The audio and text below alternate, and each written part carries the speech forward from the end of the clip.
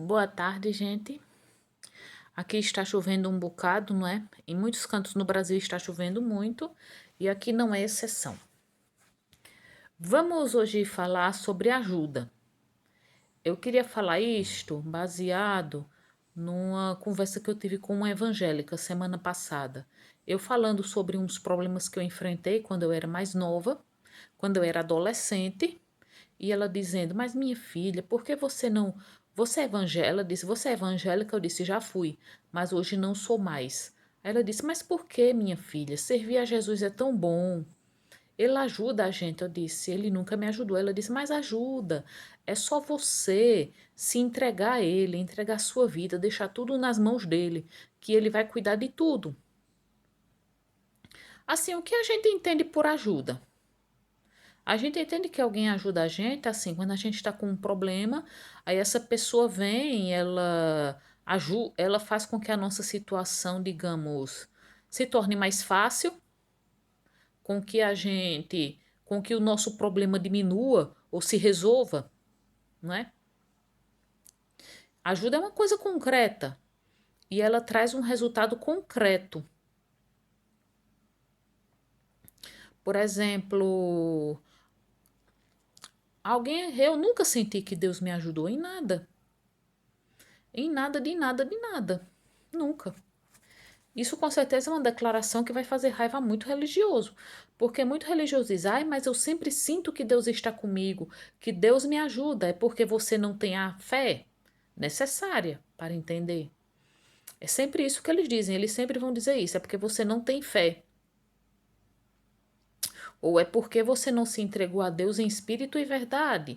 É porque você não entregou. Eu ouvi muito, principalmente de uma moça chamada Bárbara, que mora perto aqui da minha casa, que ela disse: é porque você, assim, quando você ora e entrega os problemas na mão de Deus, você tem que chegar e ter fé de que o problema já se solucionou.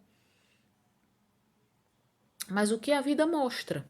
A vida mostra que não adianta a gente chegar e supostamente entregar os problemas da gente na vida de alguma suposta entidade. Você chega, você ora, o problema continua. E é do mesmo jeito que eu falei, quando eu falei sobre aquela frase de Karl Marx, a religião ser o ópio do povo. Porque você chegar, se apegar à religião e tudo, não resolve seu problema. Você vai à igreja, vai ao templo evangélico, ao centro espírita, por exemplo. Você vai lá, você ouve aquelas frases consoladoras, tudo aquilo oferece um alívio momentâneo,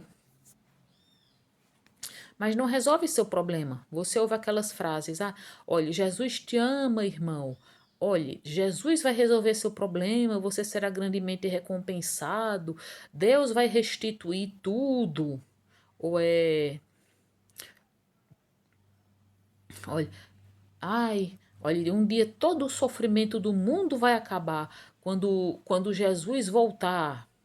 Ou então é tudo que estamos passando é Deus nos testando. Aquelas frases. Aquilo traz um alívio momentâneo. Mas na prática os problemas continuam os mesmos, não resolve nada. Ajuda é uma coisa concreta, que faz com que a situação se resolva ou com que pelo menos melhore um pouco. Como é que a gente entende ajuda? Vamos ver. Você está com um problema, digamos, está com uma dívida. Aí um amigo seu chega, ele tem algum dinheiro, ele empresta dinheiro para você, ajuda você. Como, por exemplo, os casos dessas vaquinhas online.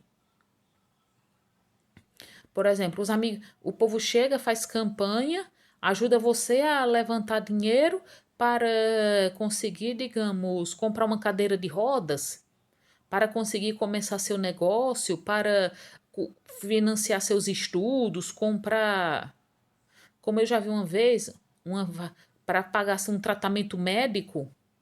Isso sim é ajuda, né? Os amigos de uma pessoa, ela precisa pagar um tratamento médico, aí fazem uma vaquinha online, sei lá o quê, aí conseguem juntar dinheiro para pagar o tratamento. Ajuda é uma coisa concreta, com resultados concretos. Às vezes, digamos, aquela pessoa está com um problema emocional muito grande, aí você chega, você a ouve. Isso não resolve o problema, mas faz com que ela se sinta melhor. Porque ela sente que uma pessoa a está ouvindo, que uma pessoa se importa com ela. No caso de você rezar para esse suposto Deus, você tem assim. Não resolve seu problema também, né? Porque assim, a gente tem aquela sensação de que, ai, Deus está me ouvindo, Deus está me ajudando. Eu me lembro de quando eu era adolescente que eu sofria muito, porque eu ficava sem poder estudar porque eu tinha que tomar conta do meu irmão mais novo. Que uma vez minha mãe foi para uma igreja com a mãe dela para o culto.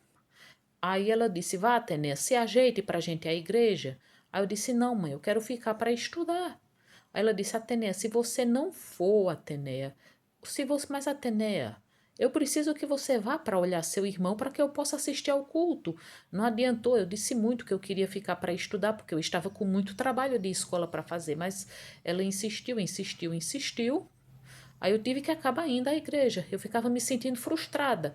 Aí eu acabei encontrando uma senhora e a senhora disse: "Olha, lembre do que disse Jesus Cristo: de vinde a mim todos os que estão cansados e sobrecarregados, e eu vos aliviarei." Olha,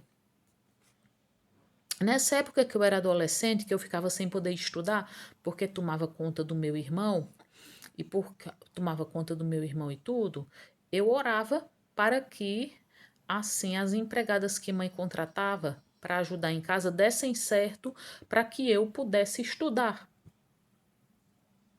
Eu orava para que as empregadas dessem certo para que eu pudesse estudar. Foi uma época muito difícil para mim, muito sofrida. Eu não pude viver minha adolescência. Eu não tive direito, eu não conseguia nem estudar. Muitas vezes eu só fazia meus trabalhos escolares, o dever de casa, as tarefas de casa muito tarde da noite, quando meu irmão já estava dormindo. E as empregadas demoravam um pouco em casa. Eu orava assim, dizendo: "Oh, meu Deus, faça com que a empregada dê certo, meu Deus. Eu só quero estudar." Aí o povo fala, mas aí eu ouvindo essas pessoas falando coisas do tipo: "Ah, é porque às vezes Deus não ajuda porque a pessoa não merece. Às vezes, assim, a gente pede uma coisa, mas Deus tem coisa melhor para nós." Isso só fazia eu me sentir pior. Ah, e até às vezes o que a gente pede não é da vontade de Deus. Porque era isso que porque era o que eu pedi. Eu pedia: "Por favor, meu Deus, faça com que essa empregada dê certo para que eu possa estudar. Eu só quero estudar." Porque os professores ficavam em cima de mim, me pressionando, me cobrando. Os outros alunos ficavam em cima de mim também, dizendo que eu não estava estudando, dizendo que eu estava brincando. Foi uma época muito difícil. É muito ruim você se sentir só. Eu me senti tão solitária como na época em que eu sofria bullying quando eu era criança. E quando eu era criança, que eu sofria bullying numa escola, eu pedi muito a Deus para Deus fazer meus pais me tirarem da escola.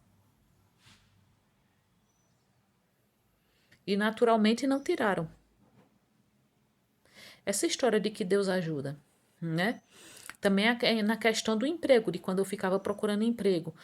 Um tempo depois eu me lembro que eu conversando com a senhora católica, eu dizendo: "Mãe chegou, disse que não era para eu ir atrás de qualquer emprego, porque Deus me mandaria um emprego à minha altura, mas o que eu vi foi que Deus não manda nada." Ela disse: "Mas manda, mulher." E a realidade mostra que se houvesse isso de Deus mandar um emprego à nossa altura, a gente não estaria vendo tanta gente com doutorado procurando emprego bem abaixo do seu nível de formação. Ajuda é uma coisa concreta, com resultados concretos. Às vezes, assim, quando uma pessoa ajuda a gente, pode até não resolver a situação da gente, mas pode fazer com que a gente tenha mais forças para enfrentar uma situação difícil que a gente está passando.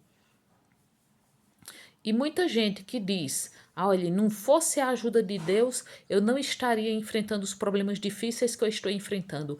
Olhe, Deus dá forças. Porque muitas vezes eu ouvi: "Olha, Atenea, ore a Deus para você ter forças para suportar o que você está passando." Que eu não acho justo que uma pessoa passe uma vida inteira suportando uma situação ruim. Porque eu acho que qualquer pessoa com o mínimo de compaixão, se estiver no poder dela ajudar logo uma pessoa, é para ela ajudar logo. Você chegar a ficar esperando, chegar o tempo certo de ajudar alguém? Qual é a lógica disso?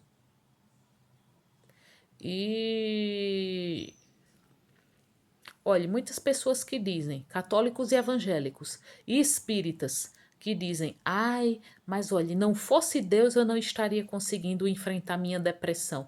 Com certeza, essas pessoas fazem tratamento psicológico, fazem tratamento com psiquiatra, muitas dessas pessoas fazem, e muitas dessas pessoas não passam sem seus remédios controlados.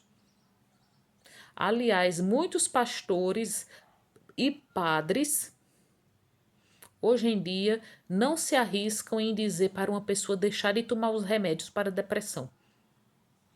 Não sei se nesses templos evangélicos da linha neopentecostal alguns se arriscam a dizer isso, mas muito pastor diz: não deixe de tomar seus remédios. Então, boa tarde a todos.